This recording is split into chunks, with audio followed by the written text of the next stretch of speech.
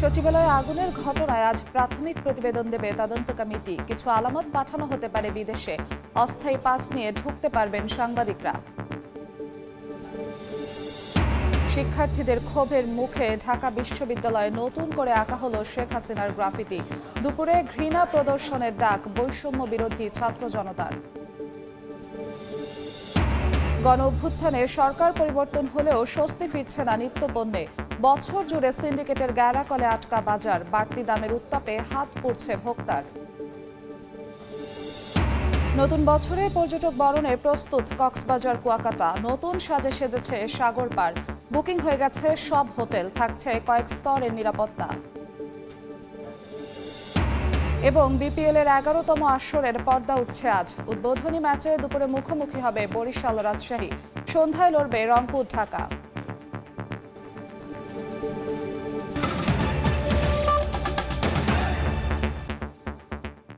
সময় সংবাদের সঙ্গে আছি আমি জিন্নাতারা যশোয়া। এই মুহূর্তে সচিবালয়ের সামনে রয়েছেন রিপোর্টার প্রসূন আশিস। বিস্তারিত জানতে চলে যাচ্ছি তার কাছে।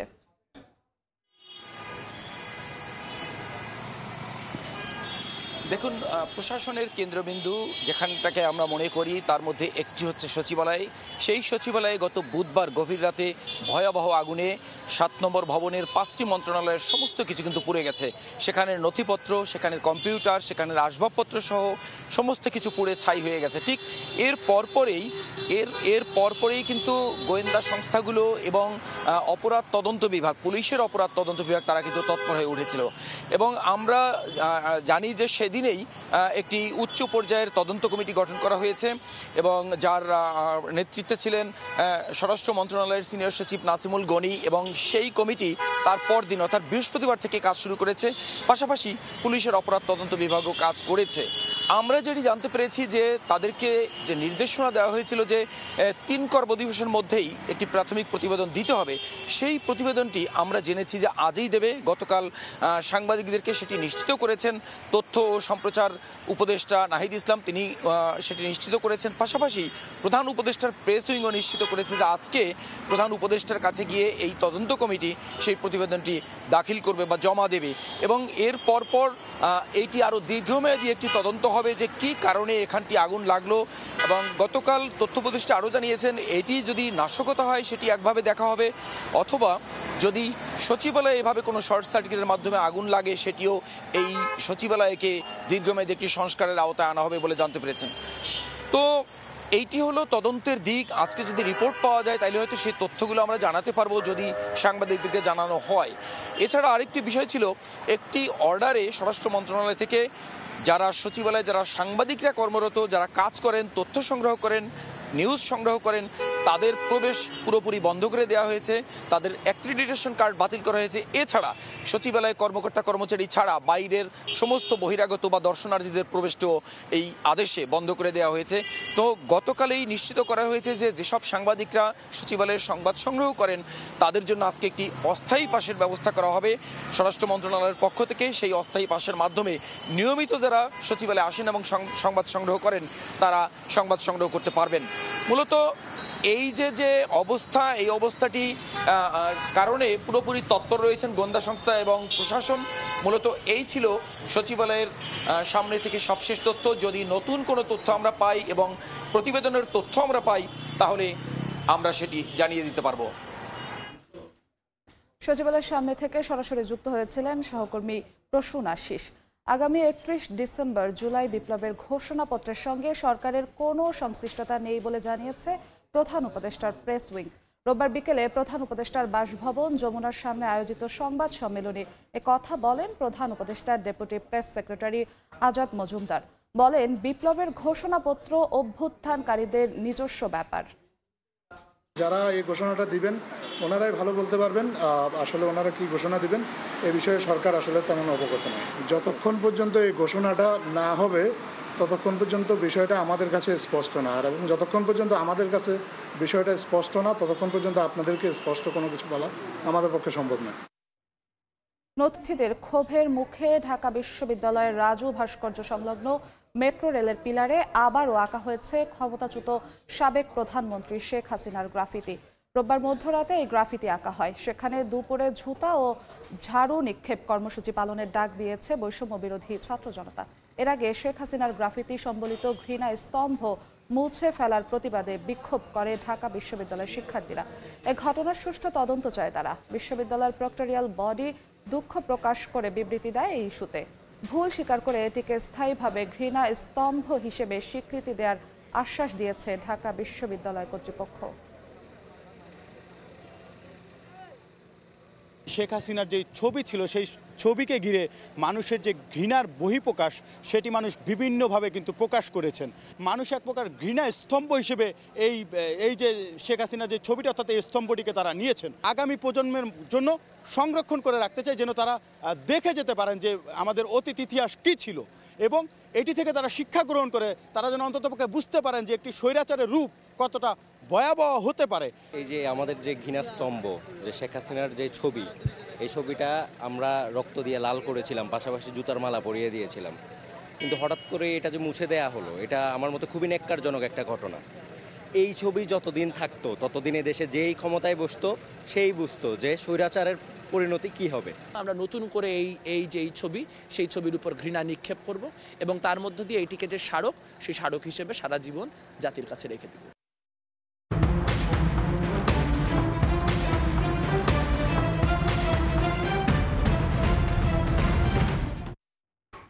গণঅভ্যুত্থানে সরকার পরিবর্তন হলেও স্বস্তি আসেনি নিত্যপণ্যের বাজারে। পরিবর্তনের আগে বা পরে বাড়তি দামের উত্তাপে হাত পড়ছে ক্রেতাদের। দাম কমানোর উদ্যোগ হিসেবে শুল্ক কমালেও আগের মতো সিন্ডিকেটের হাতে বন্দি বাজার। এদিকে জীবনযাত্রার ব্যয় বাড়লেও বাড়েনি মজুরি, তাই ভোক্তার কষ্ট ছিল বছর জুড়েই। ফরহাদুর রহমানের রিপোর্টে বিস্তারিত।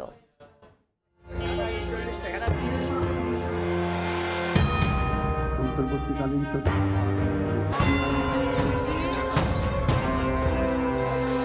2024 বছর জুড়েই নিত্যপণ্যের বাজারে দামের উত্তাপে পড়েছে সাধারণ মানুষ। মূল্যস্ফীতির চাপে শুরু হয় চলতি বছরের পথচলা। বিবিএসের হিসাব, প্রথম প্রান্তিকের 3 মাসই সার্বিক মূল্যস্ফীতি ছিল 10% কাছাকাছি। খাদ্য মূল্যস্ফীতি ছিল আরও চড়া। জানুয়ারিতে জাতীয় নির্বাচনের পর বেড়ে যায় চাল, আলু, আটা, ডিমের মতো নিত্যপণ্যের দাম। রমজানকে সামনে রেখে সেঞ্চুরি হাঁকায় পেঁয়াজ। নতুন মন্ত্রিসভা দায়িত্ব নেয়ার পর প্রথমবারের মতো চাল, চিনি, ভোজ্য তেল ও খেজুর আমদানিতে কমানো হয় শুল্ক। বছরের দ্বিতীয় প্রান্তিক এপ্রিল, মে, জুন এই 3 মাসে আরও বাড়তে থাকে নিত্যপণ্যের দাম। ঊর্ধ্বমুখী চালের বাজারে শৃঙ্খলা ফেরাতে মিলগেট থেকে বস্তায় মূল্য ও অন্যান্য বিষয় উল্লেখ করে চাল সরবরাহের সিদ্ধান্ত বাস্তবায়নে উদ্যোগ নেয় খাদ্য মন্ত্রণালয়। যদিও বছর শেষ হলেও এখনও কার্যকর হতে দেখা যায়নি বাজারে। জুলাই আগস্টে অস্থির হয়ে ওঠে পুরো বাজার ব্যবস্থাপনা। 13 বছরের রেকর্ড ভেঙে জুলাইয়ে খাদ্য মূল্যস্ফীতি ছাড়িয়ে যায় 14%। আগস্টে অন্তর্বর্তী সরকার দায়িত্ব নেওয়ার পর নিত্যপণ্যের বাজারে তদারকি চালায় বৈষম্য বিরোধী ছাত্ররা। যদিও সে সময় বন্যার প্রভাবকে সামনে এনে ডিম, মুরগির দাম বাড়ান ব্যবসায়ীরা। সেপ্টেম্বরে বিলাসী ও বাংলাদেশে উৎপাদিত ছাড়া সব ধরনের পণ্য আমদানিতে এলসি বা ঋণপত্র খোলার শর্ত শিথিল করে বাংলাদেশ ব্যাংক। বছরের শেষ দিকে সংকটে পড়ে ভোজ্য তেলের বাজার। পরে 2 দফায় 10% শুল্ক কমায় সরকার। পরে অবশ্য লিটারে 8 টাকা বাড়ানো হয় বোতলজাত সয়াবিন তেলের দাম। বছর জুড়ে যেভাবে বেড়েছে জীবনযাত্রার ব্যয়, সেভাবে বাড়েনি মজুরি। বাজারে গিয়ে তাই আয়ের সঙ্গে ব্যয়ের হিসাব মেলাতে হিমশিম খেয়েছে নিম্নবিত্ত থেকে উচ্চ মধ্যবিত্ত। ফরহাদুর রহমান, সময় সংবাদ, ঢাকা। ছাত্র জনসালের বিভিন্ন নদীতে একের পর এক ঘটছে স্পিডবোট দুর্ঘটনা। গত 2 সপ্তাহে নিহত হয়েছেন 4 জন। নিয়ন্ত্রণহীন ও অবৈধ এসব স্পিডবোট প্রশাসনের চোখের সামনে দাপিয়ে বেড়ালেও ব্যবস্থা নিচ্ছে না কেউ। এতে ক্ষুব্ধ যাত্রীরা। আর মালিকরা জানান, এক মালিকেরই একাধিক স্পিডবোট থাকায় 1টি বা 2টি বৈধ কাগজ দিয়ে চলাচল করে সবগুলো নৌযান। তবে শিগগিরই ব্যবস্থা নেওয়ার আশ্বাস স্থানীয় প্রশাসনের। অপূর্ব অপুর রিপোর্ট। কোনো প্রকার যাত্রী নিরাপত্তা ছাড়াই নদীতে চলছে স্পিডবোট। অভিযোগ উঠেছে ধারণ ক্ষমতার বেশি যাত্রী নিয়ে বরিশাল, ভোলা, লাহারাট, তালতলী, হিজলা ও মেহেন্দিগঞ্জ রুটে যাতায়াত করে নৌযানগুলো। এ বিষয়ে কথা বলতে গেলে গণমাধ্যম কর্মীদের দেখে তড়িঘড়ি করে যাত্রীদের দেয়া হয় লাইফ জ্যাকেট, তবে তাতেও দেখা দেয় সংকট। যাত্রীদের অভিযোগ, অনিয়ন্ত্রিত এসব নৌযানে প্রায়ই ঘটছে দুর্ঘটনা। অতিরিক্ত যাত্রী তো আছেই, সঙ্গে মালামালেও গুনতে হচ্ছে বাড়তি টাকা। প্রতিবাদ করলে পড়তে হয় রোষানলে। তবে অভিযোগ মানতে নারাজ চালকরা। এখন পড়াই ঠিক আছে, আগে পড়তো না, আগে দিতাম। স্পিড বোট চলাচলের জন্য আমাদের লাইফ জ্যাকেটটা খুবই জরুরি। প্রশাসনের নজরদারি বাড়ানো উচিত। প্রতিটা বোটে আমরা লাইফ জ্যাকেট, যে বোটটা লাইফ জ্যাকেট নাই ও বোটটা সিরিয়ালে দেয়ই না। বরিশালের বিআইডব্লিউটিএ বলছে এখান থেকে 22টি বোর্ডের অনুমোদন রয়েছে, তবে বাস্তবে চলাচল করছে শতাধিক স্পিডবোট। গত এক সপ্তাহে 4 জন মানুষ নিহত হয়েছেন নৌ দুর্ঘটনায়। প্রশাসনের তৎপরতায় এখন লাইফ জ্যাকেট পরার কিছুটা বেড়েছে। এলাকাবাসীর অভিযোগ, স্পিডবোটগুলোর বৈধ কাগজপত্র ও চালকদের লাইসেন্স নেই। আর মালিকরা বলছেন এক মালিকেরই একাধিক স্পিডবোট থাকায় একটি বা দুটি বৈধ কাগজ দিয়ে চলাচল করে সবগুলো নৌযান। সেফটির জ্যাকেট আমি যতবার আসছি অনেকবারই দেখছি যে দেয় না। একটা সিন্ডিকেট আছে যেদিকে লাইফ জ্যাকেট নাই, এরা নিজেরাই রুট করে চালায়, নিজেরাই ভাড়া ফিক্সড করেছে। আমার 4টে বোট, 2 কাগজ করা, 2 রানিং, 2 বোট থোয়া। এদিকে বরিশাল ডিসি ঘাটে ইজারা না থাকায় এসব নৌযান নিয়ন্ত্রণ করা যাচ্ছে না বলে জানায় বিআইডব্লিউটিএ। আর নদীতে কোনো অবৈধ স্পিডবোট চলতে পারবে না বলে হুঁশিয়ারি নৌ পুলিশের। স্পিডবোটের অনিয়মের বিষয়টি আমরা শুনতে পেরেছি, দেখি আমরা এই বিষয়টা সরজমিনে খতিয়ে দেখব। 25-26 অর্থ বছরে এটা ইজারার অন্তর্ভুক্ত করে সকল স্পিডবোটকে যাতে নিয়মের মধ্যে আনা যায় সেজন্য আমরা আপ্রাণ চেষ্টা করব। গত 6 ডিসেম্বর বরিশালের কীর্তনখোলা নদীর সাহেবেরহাট চ্যানেলে বালুবাহী বালঘাটের ধাক্কায় একটি স্পিডবোট ডুবে গেলে 4 জনের মৃত্যু হয়। অপূর্ব অপু, সময় সংবাদ। 31st নাইটে কক্সবাজার সমুদ্র সৈকতে এবারও উন্মুক্ত স্থানে থাকছে না কনসার্ট কিংবা সাংস্কৃতিক অনুষ্ঠান। শুধুমাত্র কয়েকটি তারকামানের হোটেলে প্রশাসনের অনুমতি নিয়ে রাখা হয়েছে নানা আয়োজন। হোটেল কর্তৃপক্ষ বলছে পুরনো বছরকে বিদায় ও নতুন বছরকে বরণে বুকিং হয়েছে আশানুরূপ। আর পর্যটকের সার্বিক নিরাপত্তা নিশ্চিত সব ধরনের অনুষ্ঠান সম্পন্ন করতে কঠোর নিরাপত্তা নেওয়া হচ্ছে বলে জানিয়েছে টুরিস্ট পুলিশ। মোহাম্মদ ফরাজের ক্যামেরায় বিস্তারিত জানাচ্ছেন সুজাউদ্দিন রুবেল। পর্যটন মৌসুম, সঙ্গে শীতের আমেজ। ডিসেম্বর মাস জুড়ে কক্সবাজার সমুদ্র সৈকতে প্রতিদিনই ভিড় করছেন হাজারো পর্যটক। আনন্দে মেতে রয়েছে সমুদ্রের নোনা জলে কিংবা বালিয়াড়িতে। 31st নাইট, তাই এবারও কক্সবাজারে ছুটে আসছে লাখো পর্যটক। কিন্তু খ্রিস্টীয় পুরনো বছরকে বিদায় ও নতুন বছরকে বরণে এবারও সমুদ্র সৈকতের উন্মুক্ত স্থানে থাকছে না কনসার্ট কিংবা সাংস্কৃতিক অনুষ্ঠান। একই সঙ্গে নিষিদ্ধ থাকছে সৈকতে আতশবাজি বা পটকা ফুটানো। তবে প্রশাসনের অনুমতিতে তারকামানের হোটেলগুলোতে থাকছে নানা আয়োজন।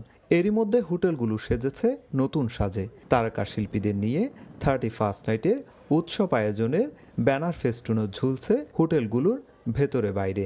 বলছে বুকিংও আশানুরূপ হয়েছে। লাইভ মিউজিক উইথ রাফা এবং এখানে ডিজে থাকবে, ডিজে পারফর্ম করবে। প্যাকেজে আসবেন, ওই ওনাদের জন্য আমাদের গালা ডিনার আছে। বুকিংটা যেভাবে প্রত্যাশা করেছিলাম সেভাবে হচ্ছে এবং এর চেয়ে আরও বেশি হবে আমরা আশাবাদী। 31st নাইটকে কেন্দ্র করে পর্যটকের ঢল নামবে কক্সবাজারে। এরই মধ্যে আসতে শুরু করেছেন ভ্রমণ পিপাসুরা। তাই সৈকতের বালিয়াড়ি, রাস্তাঘাট এবং হোটেল মোটেল জোনে বিশেষ নিরাপত্তা ব্যবস্থা জোরদার করার দাবি হোটেল কর্তৃপক্ষের। নিজস্ব যে নিরাপত্তা ব্যবস্থাটা আমরা সব প্রতি বছরই করি, বহিরাগত আসলে অ্যালাউ করি না। আমাদের ইনহাউস গেস্টদেরকে শুধু আমরা নেই। পেট্রোলিংটা যেন একটু ভালোভাবে আরো জোরদারভাবে হয়। তবে ট্যুরিস্ট পুলিশ জানিয়েছে পর্যটকদের নিরাপত্তার স্বার্থে কয়েক স্তরের বিশেষ নিরাপত্তা বলয় তৈরি করা হবে। আর জেলা প্রশাসক বলছেন নিরাপত্তার স্বার্থে দেওয়া হয়েছে নানা বিধিনিষেধ। উন্মুক্ত জায়গায় কোনো ধরনের কোনো কনসার্ট, আতশবাজি, পটকা এগুলি ফোটানো যাবে না। ইনডোরে কোনো প্রোগ্রাম করতে চায় তার পার্সোনাল সিকিউরিটি ব্যবস্থা সাথে আমাদের সিকিউরিটির সাথে সমন্বয় করতে হবে।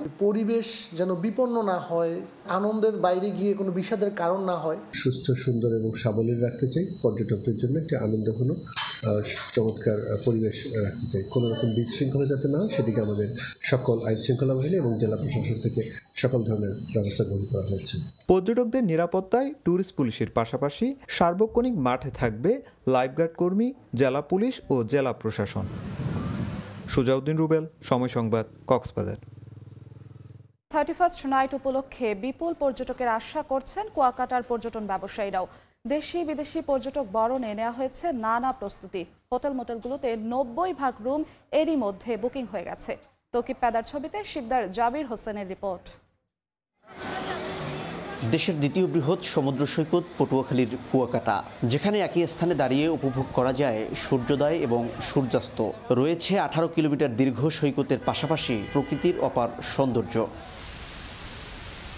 31st নাইটকে ঘিরে সাগরকন্যা খ্যাত এ পর্যটন কেন্দ্রটি সেজেছে নতুন সাজে। হোটেল মোটেলের আঙিনাকেও রং তুলির আঁচড়ে করা হয়েছে রঙিন। এদিকে বছরের শেষ সূর্যাস্ত আর নতুন বছরের প্রথম সূর্যোদয় উপভোগ করতে এর মধ্যে ছুটে আসছেন অনেক পর্যটক।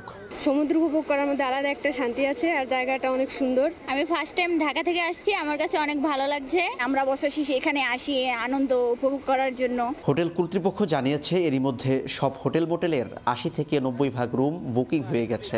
31st নাইটে পর্যটক উপস্থিতি ধারণ ক্ষমতার চেয়েও বেশি হবে বলে আশা করছেন তারা। এই মুহূর্তে অতটা বুকিং নেই, তারপর আশা করি যে ভালো একটা সাড়া পাবো। আগে যোগাযোগ ব্যবস্থা প্রচণ্ড খারাপ ছিল, এই মুহূর্তে যোগাযোগ ব্যবস্থা মোটামুটি অনেক উন্নত হয়েছে। আমাদের প্রায় 85% রুম অলরেডি বুক হয়ে গেছে। আই হোপ সো যে আমরা 31st নাইটে ফুল ভরে যাবে। কুয়াকাটায় রয়েছে ছোট বড় মিলিয়ে প্রায় 300 হোটেল, মোটেল ও রিসোর্ট। শিকদার জাবির হোসেন, সময় সংবাদ, পটুয়াখালী। দেখছেন সময় সংবাদ। 1 টাকায় একটি চকলেট না মিললেও বগুড়ায় 1 কেজি ফুলকপি পাওয়া যাচ্ছে এই দামে। জেলার মহাস্থান হাটে সবজির পাইকারি বাজারে তলানিতে গিয়ে ঠেকেছে দাম। শীতের ভরা মৌসুমে দামে ধস নামায় মাথায় হাত কৃষকের। তবে খুচরা বাজারে এখনও বাড়তি দামে কিনতে হচ্ছে সবজি। শাহাদুল ইসলামের ক্যামেরায় আব্দুল আউয়ালের রিপোর্ট। লাভের আশায় শীতকালীন সবজির চাষ করে এখন বিপাকে কৃষক। পাইকারি বাজার বগুড়ার মহাস্থান হাটে সবজি বিক্রি করতে এসে তারা হতাশ। সপ্তাহ ব্যবধানে তলানিতে গিয়ে ঠেকেছে সব ধরনের সবজির দাম।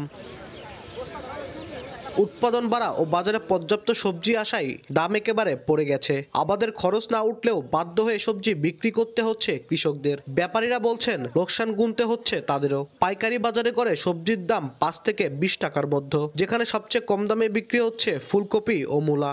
150 টাকা 100 টাকা মূল্যে বেচা আমার পোষায় বিতায়, আমার ভেঙরটা ফেলেও দেওয়া যাচ্ছে না। ওষুধপাতি তো প্রচুর দাম, আর সার খোলের যে রকম বৃদ্ধি বেড়ে দিয়েছে তাতে আবাদপাতি করা খুব সমস্যা। আমাদের গরিব কৃষক বা যে কোনো গৃহস্থ বা পাইকার সম্পূর্ণ লসে আছে। মহাস্থান পাইকারি বাজারে ফুলকপি ও মূলা 1 থেকে 5 টাকা কেজিতে বিক্রি হলেও পাশের খুচরা বাজারে হাট বদলে তা বিক্রি হচ্ছে 10 টাকা কেজিতে। অথচ এখানে নেই কোনো চাঁদাবাজি বা পরিবহন খরচের অজুহাত। আলু 50 টাকা কেজি, পেঁয়াজ হলো 55-60 টাকা কেজি, তারপরে টমেটো 60 টাকা 55 টাকা কেজি। যা দরকার তার চেয়ে বেশি আসছে, যে তাহলে কিনবিটা কি? জেলায় এবার 12,000 হেক্টর জমিতে শীতকালীন সবজির চাষ হয়েছে। মহাস্থান হাট থেকে প্রতিদিন 60 থেকে 70 ট্রাক সবজি দেশের বিভিন্ন জেলায় সরবরাহ হয়। আব্দুল আউয়াল, সময় সংবাদ। দেখছেন সময় সংবাদ। যুক্তরাষ্ট্রের সাবেক প্রেসিডেন্ট জিমি কার্টার মারা গেছেন। বার্ধক্যজনিত কারণে নিজ বাড়িতে মৃত্যু হয়েছে 100 বছর বয়সী 39তম মার্কিন এই প্রেসিডেন্টের। তার মৃত্যুতে শোক জানিয়েছেন জো বাইডেন, ডোনাল্ড ট্রাম্প সহ দেশটির রাজনীতিবিদরা। গেল 1 অক্টোবর শতবর্ষে পদার্পণ করেন যুক্তরাষ্ট্রের সাবেক প্রেসিডেন্ট জিমি কার্টার। তিনি প্রথম কোনো সাবেক মার্কিন প্রেসিডেন্ট যিনি শতবর্ষে পদার্পণের মাইল ফলক অর্জন করেন। তার জন্মদিনে শুভেচ্ছা জানান প্রেসিডেন্ট জো বাইডেন সহ দেশটির রাজনীতিবিদরা। স্থানীয় সময় রোববার বিকেলে মারা গেছেন যুক্তরাষ্ট্রের 39তম এই প্রেসিডেন্ট। এক বিবৃতিতে কার্টার সেন্টার জানিয়েছে বার্ধক্যজনিত কারণেই মৃত্যু হয়েছে তার। গেল 21 মাস ধরে জর্জিয়া অঙ্গরাজ্যের প্লেইন্স এলাকায় নিজ বাড়িতেই নিবিড় সেবা যত্নে ছিলেন তিনি। দীর্ঘদিন ধরেই ত্বকের ক্যান্সার সহ বিভিন্ন শারীরিক জটিলতায় ভুগছিলেন ডেমোক্র্যাট এই নেতা। তার মৃত্যুতে শোক জানিয়েছেন প্রেসিডেন্ট জো বাইডেন। এছাড়াও শোক প্রকাশ করেছেন নবনির্বাচিত মার্কিন প্রেসিডেন্ট ডোনাল্ড ট্রাম্প সহ দেশটির রাজনীতিবিদরা। যুক্তরাষ্ট্রের সবচেয়ে দীর্ঘ আয়ুর অধিকারী প্রেসিডেন্ট কার্টার 1977 সালের জানুয়ারি থেকে 1981 সালের জানুয়ারি পর্যন্ত দায়িত্ব পালন করেন। তার মেয়াদেই মিশর ও ইসরায়েলের মধ্যে শান্তি চুক্তি এবং পানামা খাল চুক্তি হয়। হোয়াইট হাউস হারার পর দশকের পর দশক ধরে বিভিন্ন মানবিক কর্মকাণ্ডে নিজেকে যুক্ত করেন তিনি। এর মধ্যে ছিল মানবাধিকার রক্ষা এবং দেশে দেশে দারিদ্র্য হ্রাস কর্মসূচি। আন্তর্জাতিক সংঘাতে শান্তিপূর্ণ সমাধান খুঁজে পেতে নিরলস প্রচেষ্টা, গণতন্ত্র ও মানবাধিকার পরিস্থিতির উন্নতি সাধন এবং অর্থনৈতিক ও সামাজিক উন্নয়নে ভূমিকা রাখার স্বীকৃতি হিসেবে 2002 সালে তাকে নোবেল শান্তি পুরস্কার দেয়া হয়। 1924 সালে জন্ম নেয়া কার্টার 60-এর দশকে মার্কিন রাজনীতিতে প্রবেশ করেন। 1971 থেকে 1975 সাল পর্যন্ত জর্জিয়ার গভর্নর ছিলেন তিনি। 1976 সালের প্রেসিডেন্ট নির্বাচনে রিপাবলিকান জেরাল্ড ফোর্ডের বিরুদ্ধে প্রতিদ্বন্দ্বিতা করে জয়লাভ করেন জিমি কার্টার। রাহানুল রানা, সময় সংবাদ। দেখছেন সময় সংবাদ। ফরচুন বরিশাল ও দুর্বার রাজশাহীর ম্যাচ দিয়ে শুরু হচ্ছে বিপিএল এর 11তম আসর। ডিফেন্ডিং চ্যাম্পিয়ন বরিশালের লক্ষ্য ছন্দ ধরে রাখা, আর তামিমের দলকে হারিয়ে শুভ সূচনার আশায় রাজশাহী। মিরপুরে উদ্বোধনী ম্যাচ দুপুর 1:30টায়। কালো কাপড়ে ঢাকা মিরপুর স্টেডিয়ামের একাডেমি মাঠের লোহার গ্রিল। দলগুলোর অনুশীলন দেখা যায় না ঠিক মতো, তবে টিম লিস্টে চোখ বুলিয়ে নিলে স্পষ্ট দেখা যায় এবারও কেবল 2-1টা ফ্র্যাঞ্চাইজি শক্তিশালী দল গড়েছে। আর তার মধ্যে ডিফেন্ডিং চ্যাম্পিয়ন ফরচুন বরিশালের কথা আলাদাভাবে বলতেই হবে। তামিম, মুশফিক, মাহমুদুল্লাহ, শান্ত, এবাদত দেশি তারকাদের ছড়াছড়ি। আসরের সবচেয়ে বড় বিদেশি তারকা পাকিস্তানি শাহিন শাহ আফ্রিদি আর ক্যারিবীয় কাইল মেয়ার্সদের নিয়ে বরিশাল দল ভয় ধরাচ্ছে সব প্রতিপক্ষের মনে। প্রথম ম্যাচে নামার আগে অধিনায়কের কণ্ঠে জোর থাকাটাই স্বাভাবিক। Definitely try to defend the title.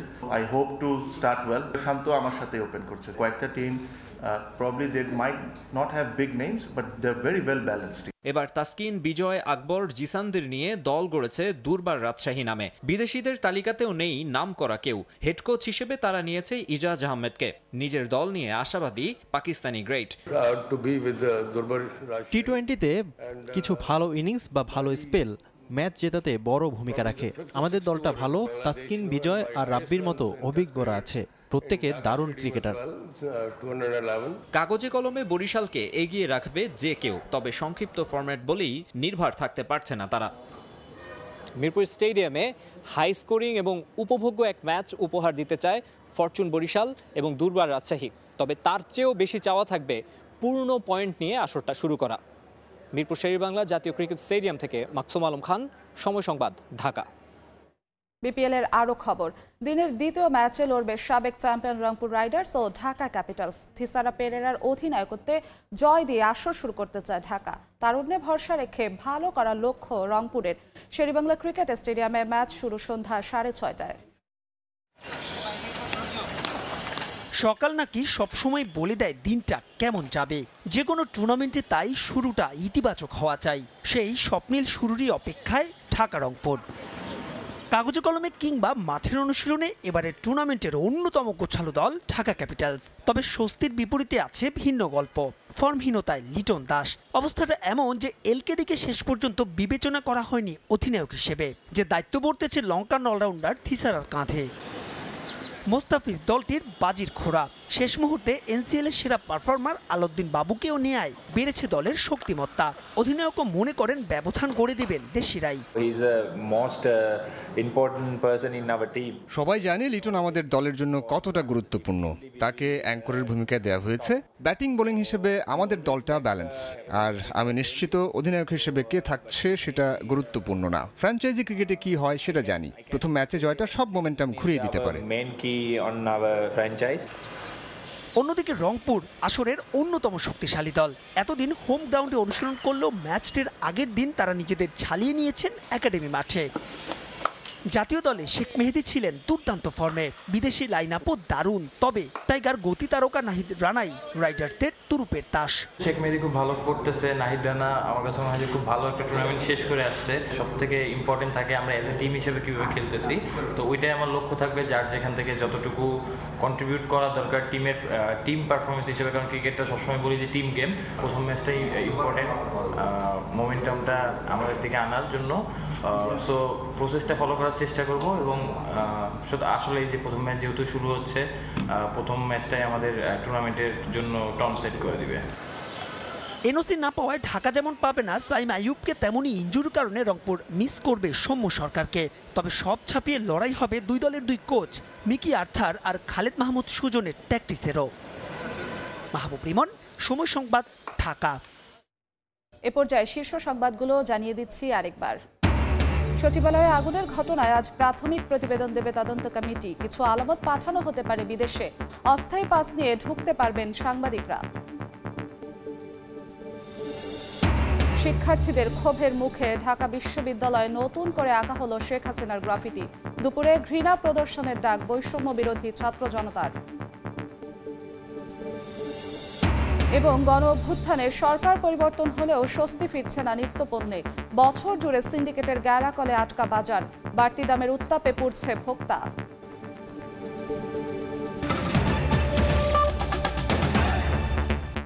এই ছিল সময় সংবাদে, সঙ্গেই থাকুন সময়ের।